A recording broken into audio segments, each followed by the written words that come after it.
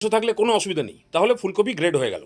এবার 1.5 ঘন্টা ভিজিয়ে রাখা মুসুরির ডালটাকে অল্প অল্প জল দিয়ে পিষিয়ে ফেলুন। হ্যাঁ, জল আবার বেশি দিয়ে দিয়েন না, ঠিক এরকম টাইপের টাইট মার্কা পেস্ট হবে। নিন, এবারে গ্রেড করা ফুলকপিটা বাটা ডালের উপরে দিয়ে দিন। তার উপরে পরিমাণ মতো নুন, 1 চামচ জোয়ান, 1 চামচ চিলি ফ্লেক্স, খানিকটা কুচনো পেঁয়াজ আর 1/2 চামচ হলুদ দিয়ে এটাকে ভালো করে মেখে দিন। বাস, এবারে তেল গরম করে চ্যাপটা, গোল, ত্রিভুজ যেরকম খুশি শেপ দিয়ে ভেজে তুললেই মুসুর কপি বড়া রেডি। এইভাবে সবগুলো ভাজা হয়ে গেলে ঘরের সবাই 2-3টে করে টেস্ট করে নিন।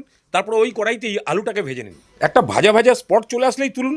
এবার দেখুন কড়াইতে তেল বেঁচে আছে, তাহলে জিরে, তেজপাতা, এলাচ, দারচিনি, লবঙ্গ অল্প করে দিয়ে হালকা নাড়িয়ে চাড়িয়ে পেঁয়াজ কুচুনো দিয়ে একটু মিডিয়াম টাইপ করে ভাজুন। তারপরে আদা বাটা দিয়ে দিন। এটা ভাজা হয়ে গেলে তারপরে টমেটো এখনই দিয়ে দিন। নুন, হলুদ, জিরে গুঁড়ো, ধনে গুঁড়ো, গোলমরিচের গুঁড়ো আর ঝাল অনুযায়ী লঙ্কার গুঁড়ো দিয়ে সামান্য একটু জল দিয়ে ভালো করে এটাকে কষান। দেখুন তো টমেটো গলে গিয়ে তেল ছেড়ে দিয়েছে। তাহলে ভাজা আলুটাকে দিয়ে সামান্য একটু চিনি দিয়ে 2-3 মিনিট ভালো করে কষিয়ে দিন। বাস বাস, এবারে কড়াইয়ের পেট ভরে জল ঢেলে দিয়ে একদম ঢাকনা দিয়ে সেদ্ধ করে দিন আলুকে। আলু সেদ্ধ হয়ে গেলে 3-4টে আলু তুলে নিয়ে ভালো করে ভর্তা বানিয়ে দিন। এবার